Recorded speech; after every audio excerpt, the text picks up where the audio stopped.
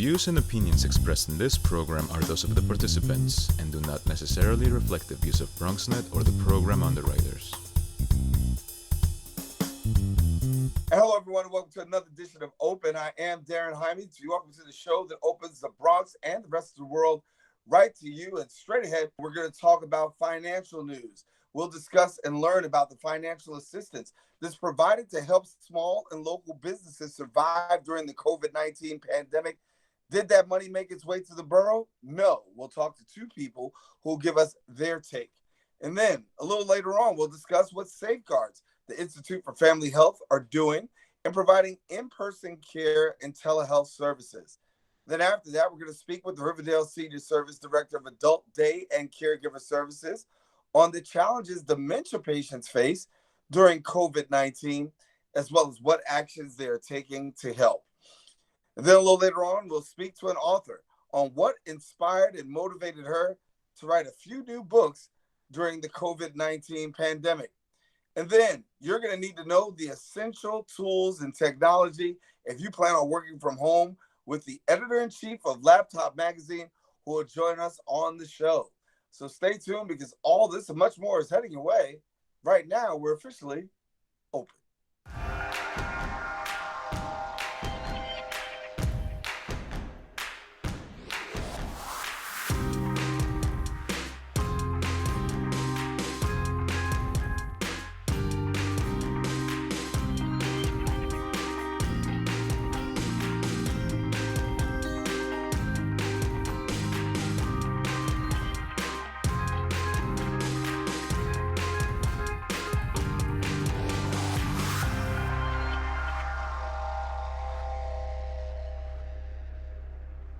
And hello, everyone, and welcome to Open. Of course, we thank you for joining us. I am Daren Jaime, and today is Wednesday, May 13th, and you're watching Open, the show that opens the Bronx and the rest of the world right to you. We want to welcome our viewers who are watching on MNN's network as it's broadcast simultaneously live on MNN's channel. We also encourage you to stay connected to us on all of our social media platforms at BronxNet TV, where we continue to bring you the news and the information virtually, keeping you informed. A lot has gone on throughout the past week, and so we're going to take you through a couple of things with our Bronx updates.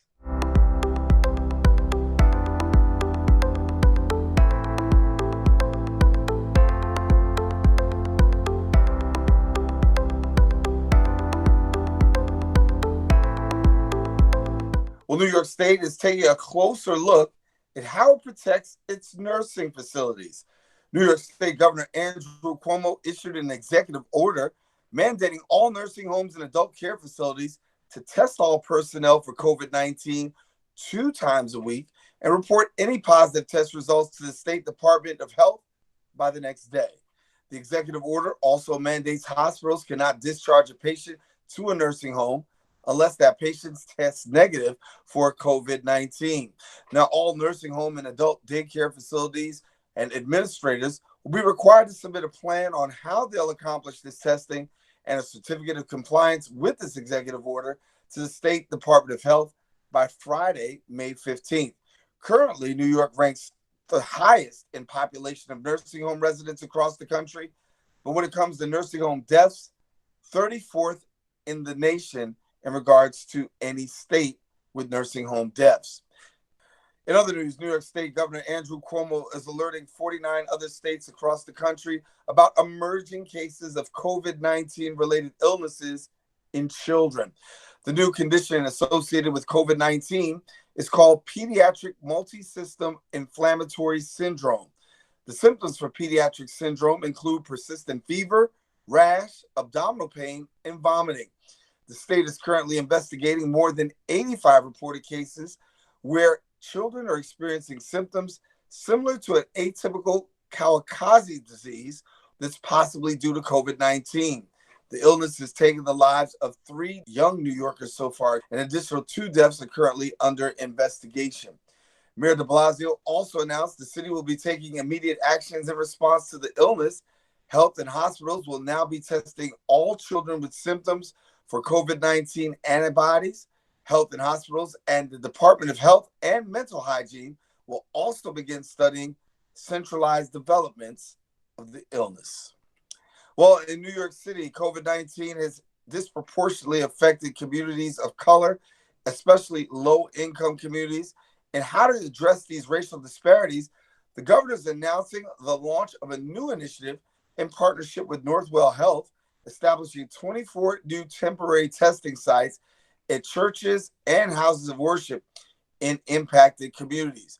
The 21 zip codes with the newest COVID-19 hospitalizations, 20 have greater than average Black and or Latino populations.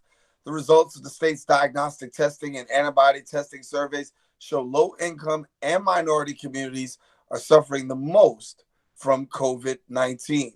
And BronxNet will continue to cover the coronavirus pandemic and bring you the latest news and information. But stay with us, because coming up after the break, we're going to talk about how businesses in the Bronx, particularly in the Bronx, are dealing with the COVID-19 crisis, especially with the lack of funding. That's coming up next on Open. In this war, we must plan forward for the next battle. The next battle is the apex. The next battle is on the top of the mountain. And that's what we're planning for every day. The number of testing has increased. The more you test, the more good you're doing. Change in number of discharged, line is going up. Why? More people going in, more people treated, more people coming out. We will be at a different place. Our challenge is to make sure that transformation and that change is positive and not negative. Let's make sure we're taking the positive lesson and not the negative lesson. Do you get up smarter? Do you get up wiser? Or do you get up bitter? Do you get up angry? We are in control of that. And we have to start to think about that. And we also have to be smarter from what we went through. When taking public transportation, don't touch your phone. Carry hand sanitizer and use it immediately upon leaving the bus or train. Avoid touching your face. If someone is coughing or sneezing, move away. Wash your hands with soap and water as soon as possible. Limit contact with poles. If possible, avoid rush hour. Don't eat or drink on public transportation. Keep your bag off the floor or other surfaces. Avoid directly touching turnstiles. Stay up to date with the latest from your local health department and CDC.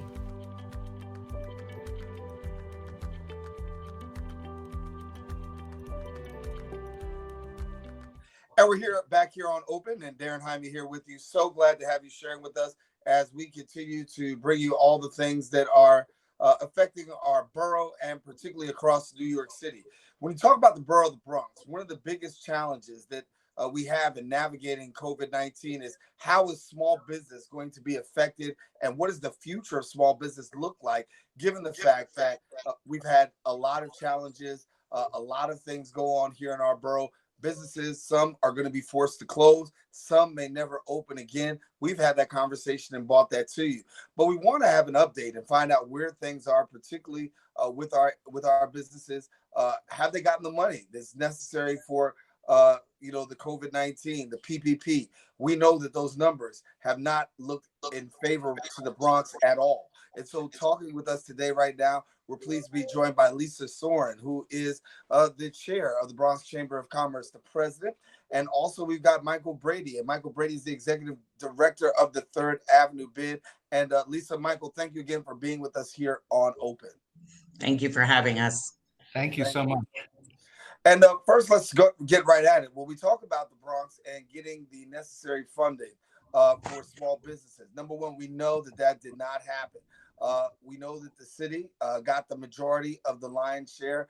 And when I say majority, I'm talking about more than 70% went to Manhattan. I guess with that being said, let's talk about, there were some changes that happened this week. So let's walk through. Greg Bishop is no longer at the helm. It took me a little off guard, and I know that Michael jumped in. I believe it was the communication and the ability to get out there what our businesses needed. Now he's now assigned as a special advisor for fundraising. And I'm hoping what that looks like is that he has the ability to bring more funding and financial assistance to our businesses. That's what we can hope for. Mike, what do you think? Yeah, it took me by surprise a bit this morning. We had been hearing murmurs about it for the past several weeks, but Greg is, I think, a friend to Lisa and I on a personal level, and he's a very good person.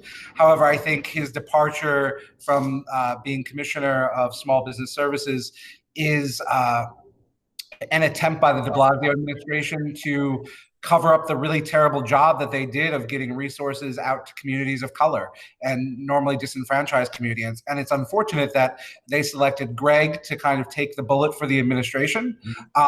But I think Greg is a consummate fundraiser, and he's very charming. So I think that will help him in his role of being a senior advisor to the mayor. But I think that Greg's departure means Greg's departure does not do enough. The administration really needs to step up in a serious way of saying, here's how we're going to help our communities of color that have been redlined for decades and have been neglected for decades. And we're going to see what the new interim, or I don't know if he's been named as permanent commissioner yet, but the new interim commissioner will have to do or say about that. Well, walk us through a little bit of this here, because when the numbers actually came out, right, we understood that more than 70% of those loans that were supposed to be geared towards helping businesses go to Manhattan. You got the Bronx, it's a heavily populated borough, and our numbers are similar to that of Staten Island, which doesn't make any sense whatsoever. So give me your thought, and what does that actually do for businesses that are here in our area? One, we were shocked, and two, the answer, or what we were told, is the Bronx didn't apply. And so that's almost like a slap in the face, because I think the biggest issue that we have always had in the borough, which is why we formed this sort of coalition between us, is the reach. You have a large population, immigrant mom and pop stores. When we say small business, we're not talking 500 and under or 100 and under. You're really talking 20 and under, 10 and under. And the ability to access funds or have the education or the wherewithal to understand the process and how to capture it, I think it's something that needs to be taken into account. And it makes me very angry that when the tables are turned to say the Bronx didn't do their part. Well, I happen to say that's not the right answer. The right answer is we were not given the opportunity, nor was there enough guidance on how to access those funds. Yeah, I think Lisa hits the nail on the head. I think it comes down to the structural disenfranchisement that our borough has faced, and the lack of support. We haven't seen this city invest in small businesses for at least a decade. But what we have seen them invest in are really not things that support small businesses. They've been opening up new homeless shelters in commercial corridors. They've been opening up new clinics in commercial corridors. And not to say that these public health and human services are not important. They are very important. However, I think are proponents of the fair share. The Bronx has taken on this burden for over 50 years. It's time for other boroughs to step up and take their fair share. I just don't think we can tolerate it anymore. Yeah, I want to walk through a little bit more of some of the disconnect that's going on. I know that particularly the New York City Council has also had some legislation that's out there. Some people thought about the legislation and said, hey, this legislation is really good.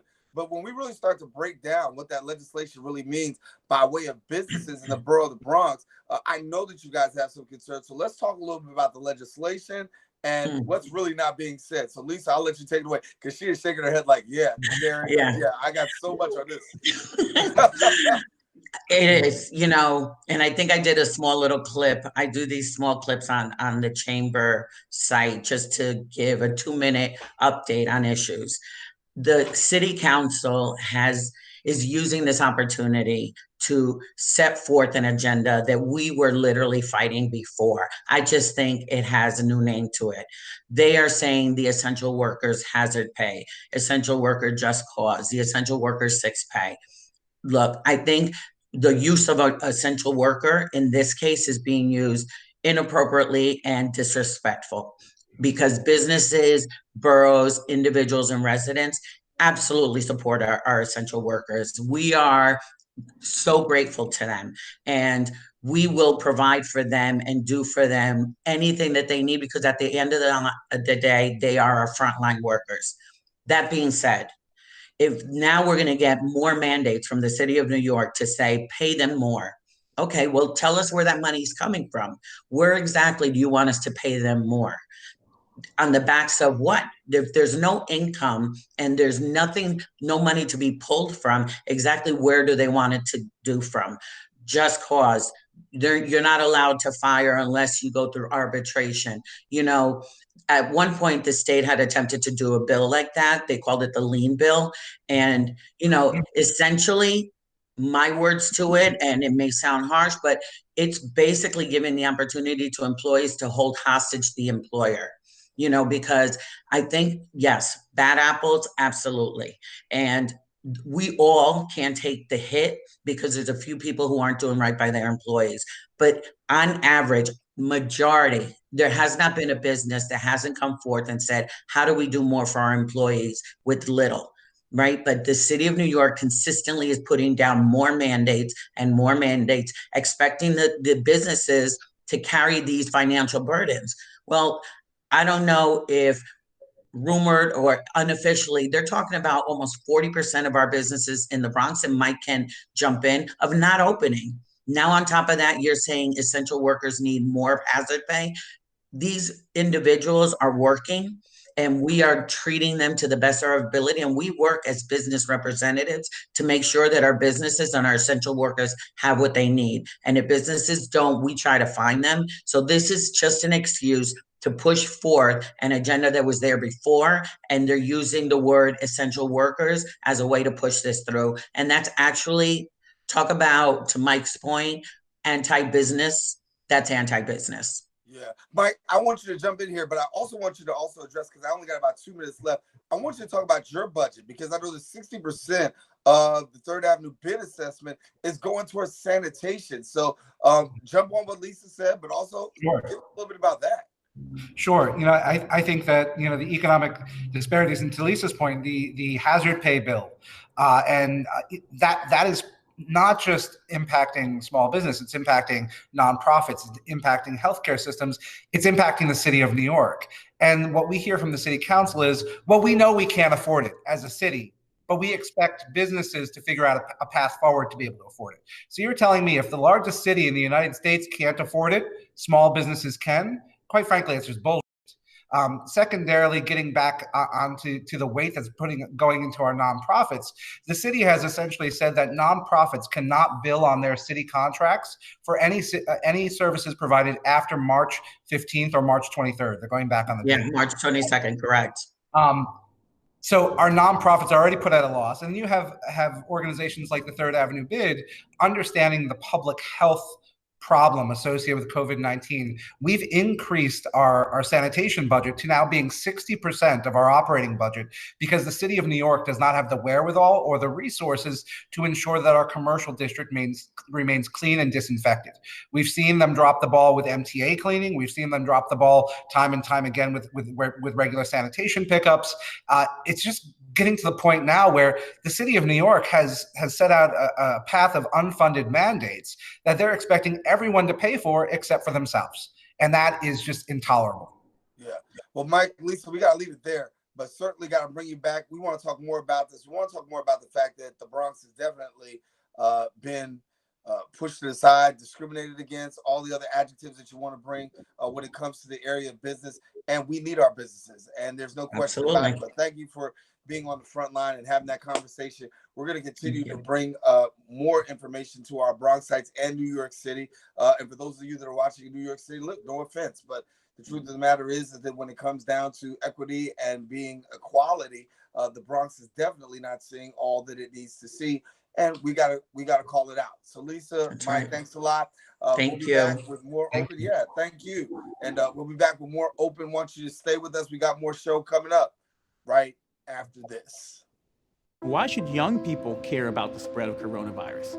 Well, we know that people with underlying medical conditions over the age of 60 are at highest risk, but they've got to get it from somebody. So we're asking everyone to be selfless for others so that we can protect those who are most susceptible. Not going to bars, not going to restaurants. It all just means physical separation so that you have a space between you and others.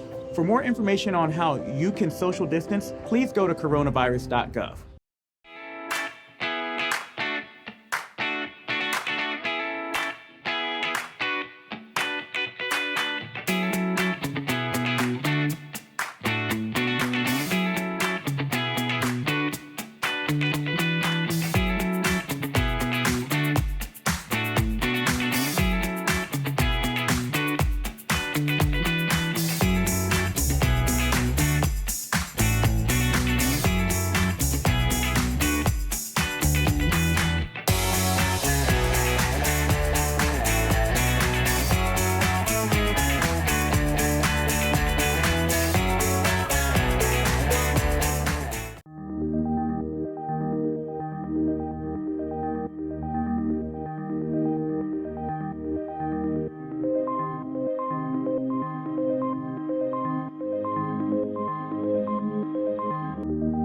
And thank you for staying with us here on Open as we continue to talk about how we're navigating as a borough and, of course, as a city through the COVID-19 pandemic. And through the outbreak, the Institute for Family Health Services actually shifted.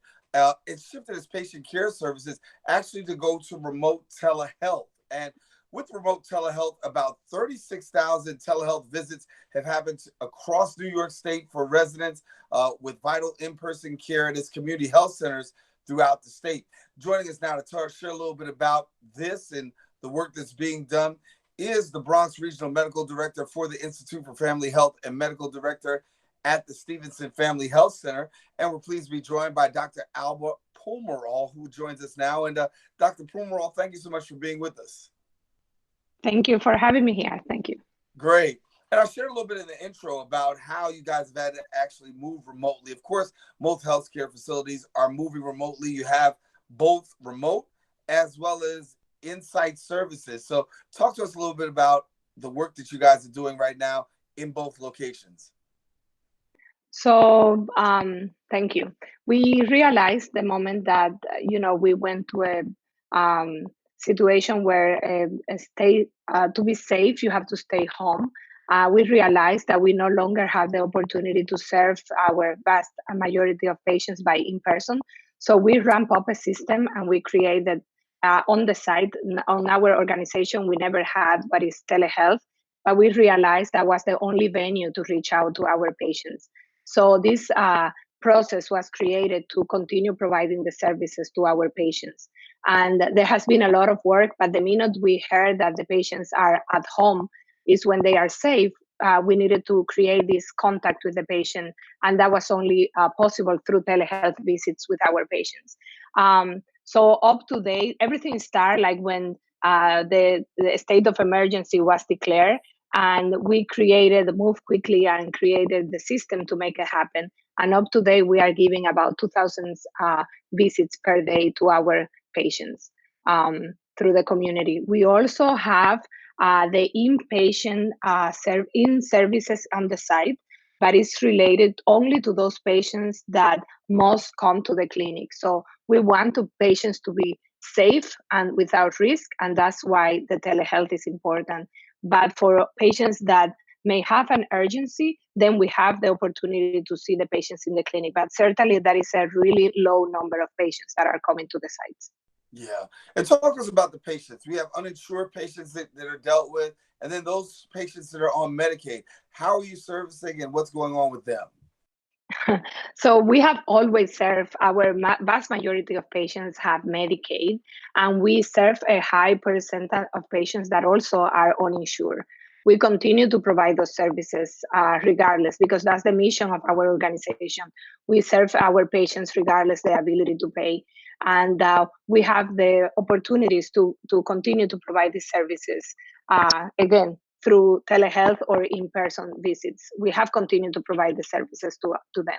So a lot of work has been done to outreach our patients in the community as they have high volume of medical problems. We want to prevent them from getting worse in a situation that it could detriment their health. So we outreach their patients, we establish communication with them, and then we have the opportunity to put them in touch with their providers. Mm-hmm.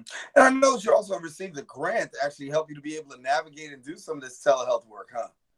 Yes. So because it was so fast, and yes, we received grant and opportunity to continue to provide these services.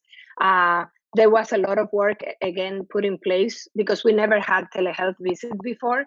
And knowing that this is possible, we have to adapt and create changes on site. Many of our computers didn't have like web cameras to have direct access to the patients. So a lot of the infrastructure created to make this possible is for that. Yeah. And when we talk about being able to take care of people, we know that particularly in communities of color, they're being disproportionately affected by COVID-19 and also healthcare services. And as I've told people before, that when it comes to healthcare, communities of color had a problem before COVID-19, and I'm sure they're having a problem right now. Talk to us about what you're seeing and how you're able to dive in. Right. So we know, like, because we providing care in these communities for years, and we already know that we have a higher rate of high risk conditions like uncontrolled asthma, uncontrolled diabetes, chronic pulmonary disease, and major numbers with obesity. So we already have a high rate of multiple comorbidities in our patients. So then having that factor plus the fact that many of our patients are essential workers, that they put their life at risk by continuing to work because they have to, or that those are the means, and then having like at times insurance issues or not having access to their healthcare centers definitely impacted. And most importantly, also having patients, our patients and the population live in a smaller settings, more people in a smaller apartments or a small areas create an increased risk of transmitting the disease among themselves. So definitely we have seen a high number of patients infected, and then there is the fear in the community to access the emergency room or the hospitals, and this is when our sites are so valuable. So I have never heard so many thank you for the work that we do more than this time. It's really like a heartfelt because people appreciate the access, the opportunity that sometimes we have to bring the patients into the clinic because they feel more comfortable coming into a center, being assessed there, than rather to go to the emergency room. Or at times we also have to send them to the emergency room. But at least the communication and the access to the patient is incredible. Yeah, and it's amazing to know that we've moved to this, right? To be in a place where we're talking about actually telehealth. And I'm hearing numbers. I'm hearing that I think that for you, you're expecting about another 50,000 people will actually take advantage of telehealth over the next several months. Is that true? Yeah, the telehealth is here, and there is a room for it to continue because we have different type of patients and different type of conditions. So there are patients that are safe at home, and I can actually, the same way that I'm communicating with you now, I communicate with the patient, I review the chart. I could see, even though I cannot do a physical exam, but I can see how is this person looking. I review their charts, maintain their medications, consider if the patient needs to come for a blood work or something. So I can discuss test results over telehealth. There are a lot of things that could happen. Also, telehealth has a major impact in behavioral health and mental health, where patient, still is at the comfort of his home, but still having access with the provider. So this is here, I think, to stay as we continue to, or we will continue eventually to continue to bring patients into the clinic as this number of cases on the city comes low. There is a number of patients that are going to come to the site, but I think there are patients that still need to stay at home, and we're going to continue doing this type of services. All right. Well, Dr. Pomeroy, thank you so much for sharing with us a little bit about what's going on. Great work that's going on. And I know all of us right now who are, in medical need have to use telehealth, but glad to know that you got it up and going. and helping Yes. so many people across the Bronx and New York City. Thanks a lot. Thanks for your time. Thank you. All righty. Listen, we got more open. We want you to stay with us. We're coming right back Thank you. after this. Who's most at risk for coronavirus? People over 65, people with underlying medical conditions like heart disease, chronic lung disease, asthma, diabetes, people undergoing cancer treatment, and people with weakened immune systems. What should you do if you or a loved one is at higher risk? Avoid close contact with people. Avoid crowds. Stay home if you can. Wash your hands frequently. Learn more ways to protect yourself and others at coronavirus.gov.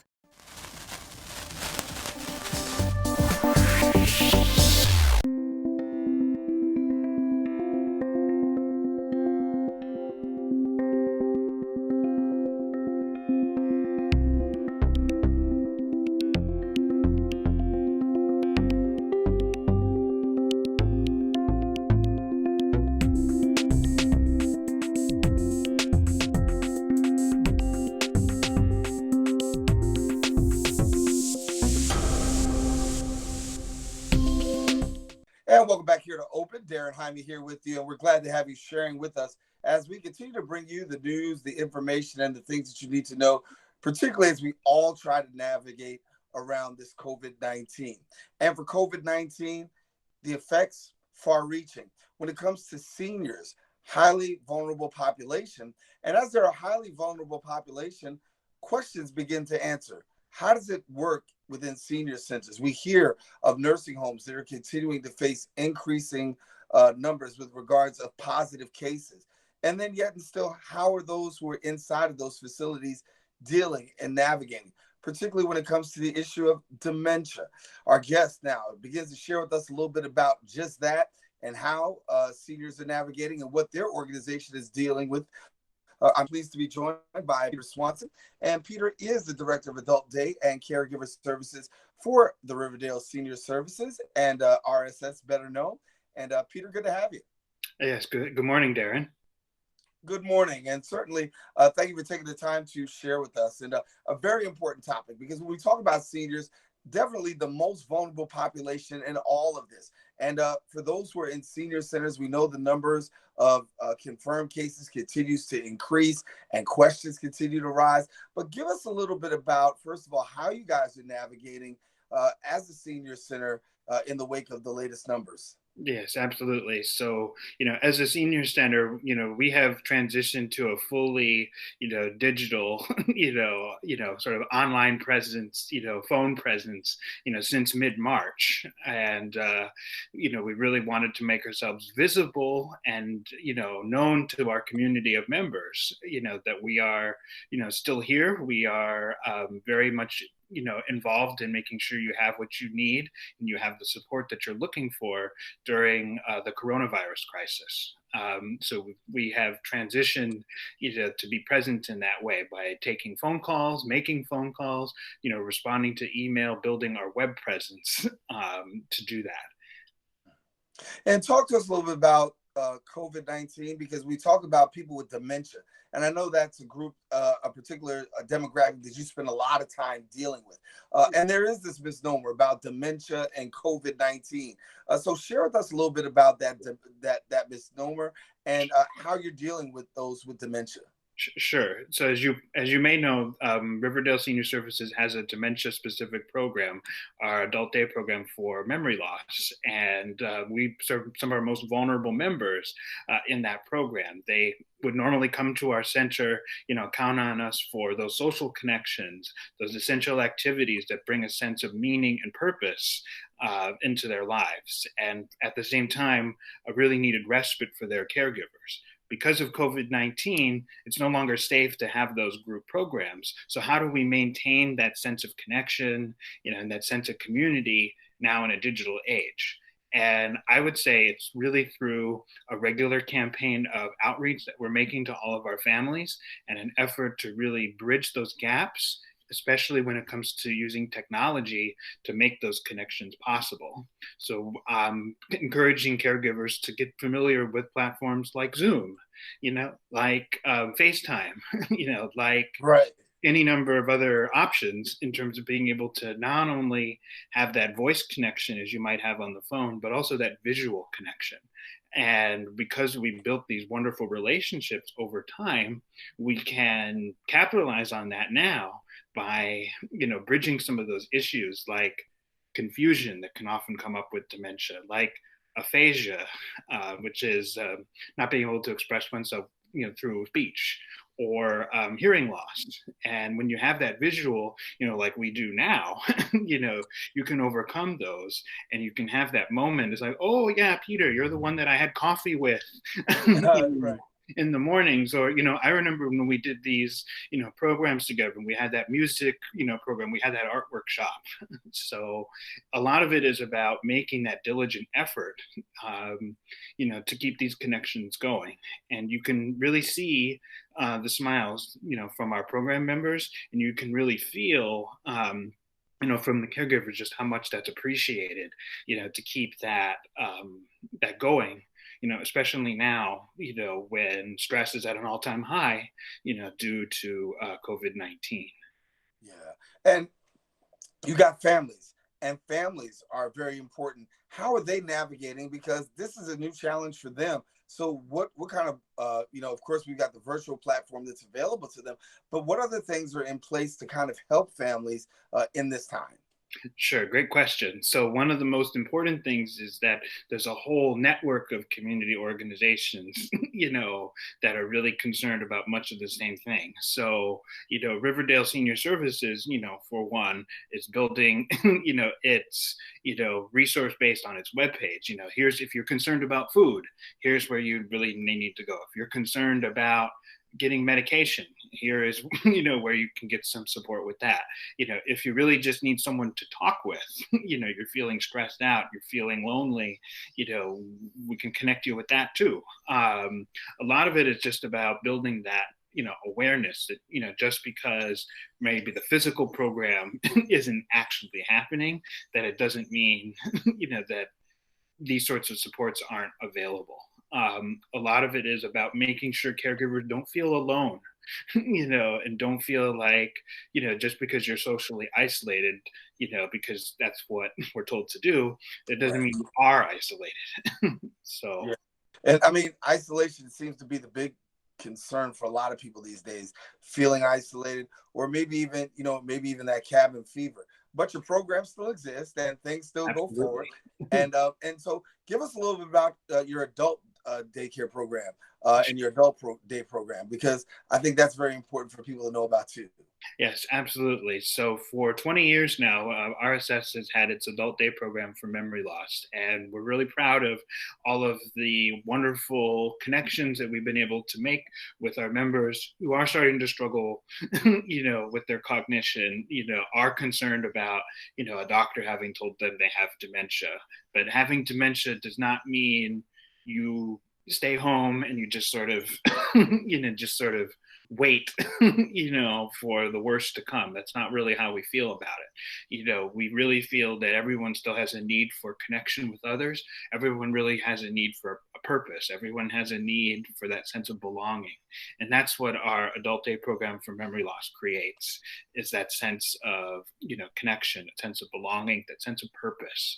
And it's, so invaluable for, not just our members, but for the caregivers, because it really alleviates those issues like depression, like boredom, and, it's really kind of special, actually, how we're able to create that experience. And I think, that reputation we built over 20 years is, really something we are thriving with now, even amid COVID-19, because members and caregivers know, just how much of an impact we've made, just by connecting with those families, well before COVID-19, became a problem here in New York.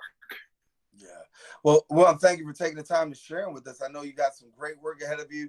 You guys are continuing to keep the services going, and that's what, of course, people need in a time such as this. So thank you so much for the great work that you're doing, Peter Swanson from RSS and our guest here on Open. Got to take a quick break. We do have more Open coming up. We invite you to stay tuned. We're coming right back right after this.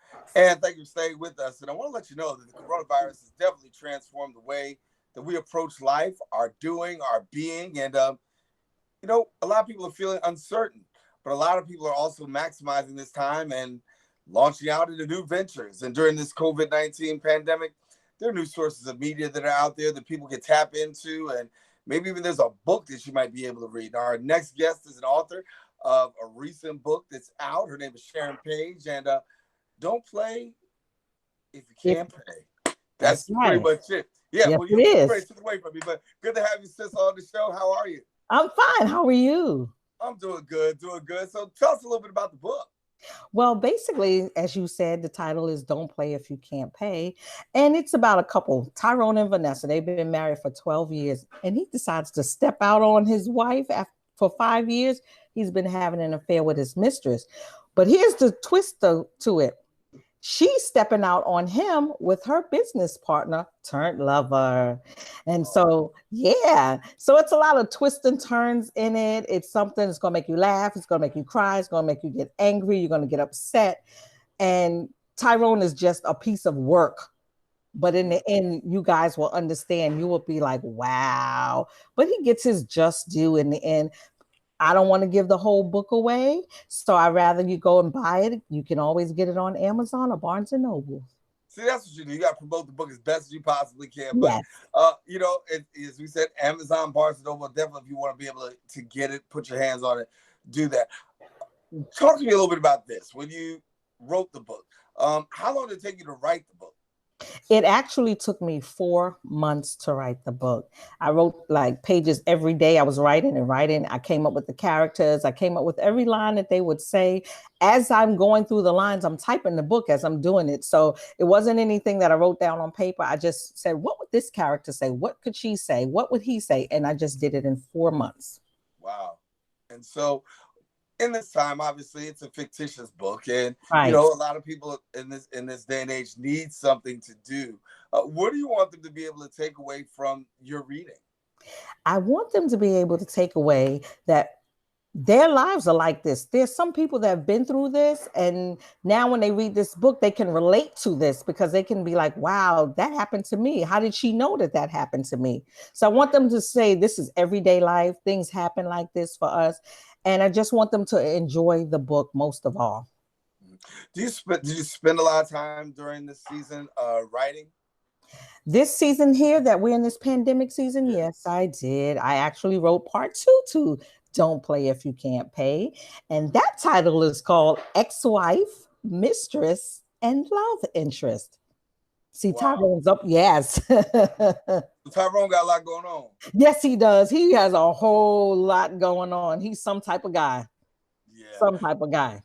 Well, when you think about writing, right? What advice do you give people? Because, you know, writing is not always easy. I'm a writer myself sometimes, but I don't write as much as I should. But people who want to get a book out, I think this is a great time for people to really start to put their work out. What advice do you give people during the pandemic if you're thinking about trying to get that book out there? Just do it. Right now, we're in a holding pattern. And in this holding pattern is our preparation process. So now is the time to start doing it. Just get out there and do it. Just trust God, have faith, and say, you know what, put the pen to the paper and just start. And you'll be surprised what you come up with as you begin to write and you get your, from the feeling from inside out. You never know what you can do until you do it. Yeah. And so it took you 4 months to write the book. And of course, it's inspiration as well. And talk to me about that inspiration, because you want to inspire people in your writing as well. It all comes from within, that's something that I guess they told me I have a gift for that. And that's a gift. It's a talent, but you have to it's like almost like acting, acting, you just don't do a character. You have to know who that character is. You have to dig deep down inside. It's the same thing with writing. You have to dig deep down inside your soul. And if it can inspire you, it can inspire someone else. Yeah. And so when people want to get in touch with you about the book or to even get the book, you said Amazon's the best way to go right now? Amazon.com and BarnesandNobles.com. You can get it in paperback format or in ebook format. Yeah. And I'm also... Okay. I'm sorry. I'm also on Instagram. So if they need to hit me up on Instagram, they can. Yeah. So you got the second book already in the works already. Talk to us about other projects, because obviously as you're navigating this, I'm sure some other ideas are coming for you. What are some of the things that you're thinking about? Well, actually, I just finished a third book, and that'll be out in about another month or so. And that's an inspirational book. And it's actually called Who Are You? Doing Business One Step at a Time. It's to encourage and inspire people who've always wanted to get into business, or they wanted to do something and they didn't know how to do it. So this will help them and give them the steps and tools that they need. Well, Sharyn, thank you so much for joining us. And I'm sure that our viewers will take a look at Don't Play If You Can't Pay. That's going to be a book that you can check out on Amazon. She's got some other future writings. And thank you for taking the time to give us a little bit of a look away in all the coronavirus talk. Thanks much. Thank you so much, and you have a great day. All righty. Shari'n Paige, our guest here on Open.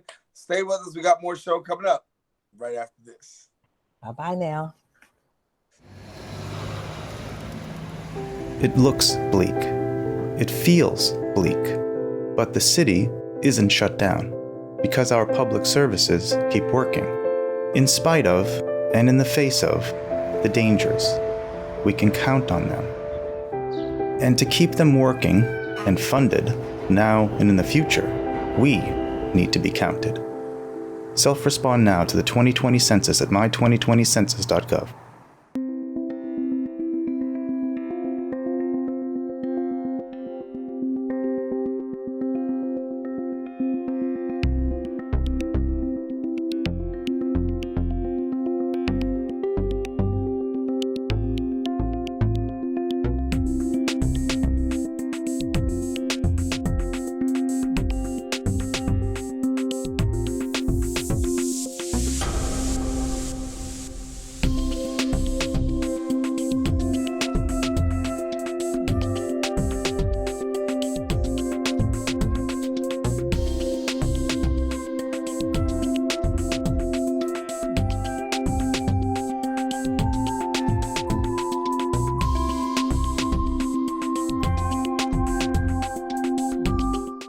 And we are back here on Open, and so glad to have you sharing with us. We are not, of course, in the studio.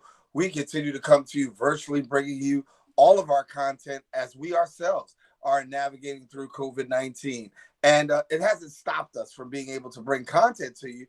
And so the beauty is that through virtual, we're able to share with you news, information, and things like that. But it's not just BronxNet, it's not just Open, but it's everybody that has to navigate through this. And so how? And if I'm trying to do this, the question is, what kind of equipment do I need in order to have some home essentials? Our next guest comes to us to give us some answers, letting us know what's new, what's hot on the technology side, as well as how you can actually navigate virtually through COVID-19. We're glad to be joined by Sharielle Smith, who is the editor-in-chief of Laptop Magazine, and she joins us now here on Open. And Sherri, good to have you back. Thank you for having me. It's a pleasure to be here as always. Yes. And so, first of all, I think for all of us, it's a challenge, right? You're coming from home. I'm coming from, the home office. And a lot of us are really trying to navigate. What can you tell us about this new home office setup that a lot of us are just trying to navigate through? It can take some getting used to. Like I've been working from home for the past, I guess this will be month 2, a full 2 months of working from home. And it's been a challenge. So I've slowly been building up my own little workspace downstairs. I'm in the process of building a standing desk that I can adjust electronically. But for people that don't have that big budget, sometimes it can be as simple as just getting a lap dock. So your computer isn't sitting on your lap. It gets hot. You don't want that on your nethers. It could be it definitely needs to be a webcam. Yes, your laptop has a webcam, but typically it's not a great webcam, not something that you want to do web video conferencing in. So try to find a webcam. I know they are super scarce at this point in time, but try to find a good webcam. Try to stay mobile. So if you can get a little treadmill, if you could get some people are going for Peloton. We don't all have Peloton cash. Right. I don't have Peloton cash. But it could be something as simple as one of those little stationary exercise bikes that you can use under your desk, something to keep you moving and to keep you just to get the blood flowing, because this working from home, if you weren't already working in a sedentary lifestyle, now this is really sedentary. So you definitely want to make sure that you're on the move. You've got a good laptop. You've got a comfortable workspace. You might want to invest in an office chair or even a gaming chair. Because now, before, it was okay, your couch is your place of refuge. You don't want your couch to be your workspace. Right. You still want your house to be your home. Right. Yeah, it's an adjustment. A lot of people are having to make that adjustment. The couch has become the workspace, but we also know that the couch has become like the office chair. A lot of people are having to do video conferencing, and for some people, they're WebExed out, they're Zoomed out. But talk about the increase in video conference platforms, and what are some of the more popular platforms that people can get onto if they need to do this and they just don't know how. Well, Zoom is the biggest right now. Zoom took off. Zoom was not ready for its meteoric rise and ran into some security issues, which it is currently in the process of solving. They've made a whole company acquisition to deal with these issues, so they're serious about their product. Microsoft Teams is a good one by, of course, Microsoft. Google Meet is also a big player. And then there are just fun things like House Guests, which I use to watch Insecure with my friends every weekend, or Drag Race, or whatever we're going to watch. Get out of here. So you could actually, give me this walk me back. What's this here? So House Guests is a Google Chrome extension, and it's basically a video chat. And I use it to watch TV shows with my friends. But I also have, I'm also on Discord, and we with my coworkers, and we play Jackbox games together. They have a video chat there, and we all play this virtual game, and we have a blast. And so I get why people are a little tired of the video conferencing, but in the right hands, it can be a fun experience. Yeah. Well, I guess we got something new. I didn't hear about House Guests. That's why I said walk me back. So I might have to check that out after the show and see if I can get House Guests going for me. But a lot is happening right now. New technology. I know that you're front and center with some new releases and some things that are getting ready to come out. So what's new on the market, and what should people look out for, and what can we possibly be jumping into? Well, things that I can talk about. Last week, the new MacBook Air, MacBook Pro, I should say, 13-inch with Touch Bar debuted. Incremental changes, so it's not this big technological leap forward, but what Apple did is address consumer concerns that have been going on for years, namely with the keyboard. So they got rid of that crappy butterfly keyboard that was shallow, uncomfortable, and oftentimes unreliable, and they switched it out for the Magic Keyboard. So the butterfly keyboard is a thing of the past. No more butterfly keyboard, thank goodness. More comfortable typing. Apple has also doubled the RAM and the storage on all the configurations, so you don't have to spend an arm, leg, a newborn babe, a soul to get a decent configuration to work on with your Mac. So when we talk about the Mac, obviously some people are saying Mac, PC. What's the best way to go? I think it depends on the use case. I think a lot of creative professionals, video editors, photo editors, music creators, I think they would agree with me that they go with Mac because they're tied to the ecosystem and the software. A Windows 10 machine can give you just as good an experience if you're willing to learn, like if you're willing to do Photoshop or Adobe Premiere, things of that nature. And oftentimes, since MacBooks are tied into a certain AMD processor, they can't really give you that power that, say, NVIDIA graphics card can give you on a laptop or a desktop. It gives you more video editing, photo editing, like data crunching. Like a discrete graphics card really can make or break your work. And the more then you're going for power. If you're like a big 3D renderer or animator or something like that, you want something with the big power. So PC might be the way to go, but I understand why a lot of creative professionals stick and swear by the MacBook. Yeah, there's an old saying, once you go Mac, you don't go back. And look, I just happen to be one of those guys that do go Mac, and it's hard to go back into other things, but it's a lot to pay attention to. But quickly, I got about a minute left. What things should we be looking out for and paying attention for in this season? There are a slew of new laptops on the horizon. You've got your flagships like the MacBook Pro coming. You've got there are other things that I cannot say. Of course, everybody is waiting on the PlayStation 5 and the Xbox Series X. There are a lot of exciting.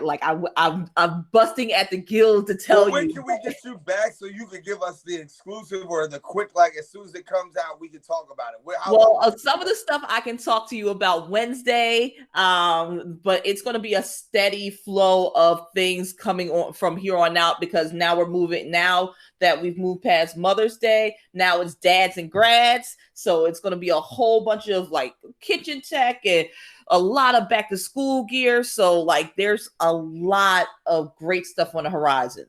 All right. Well, that means I'm going to have to get you back, talk to my producer, see if we get you back for next Wednesday's show. Sharielle Smith, editor of Laptop Magazine, editor-in-chief. Thank you so much for being with us. Thank you for having. All righty. Listen. And unfortunately, family, that is about all the time we have for today's show. I want to thank all of our guests for joining us, but most of all, I want to thank you, the viewer, for tuning in. Now, if you missed any part of today's show, don't forget we've got the Recablecast at 5 and 10 p.m. on Verizon. That would be channel 33. And for us, of course, that's channel 67 on Optimum, and anytime on the web at bronxnet.org. Also, stay connected to us on all of our social media platforms, BronxNet TV. And if you want a brand new, fresh episode, don't forget to catch my girl Rena Valentine coming on Friday with a brand new episode of Open. For all of us here at the Center of Open, I am Daren Jaime saying take care, God bless. Most of all, keep this channel wide open. Even though we come to you virtually, we still got Open coming your way.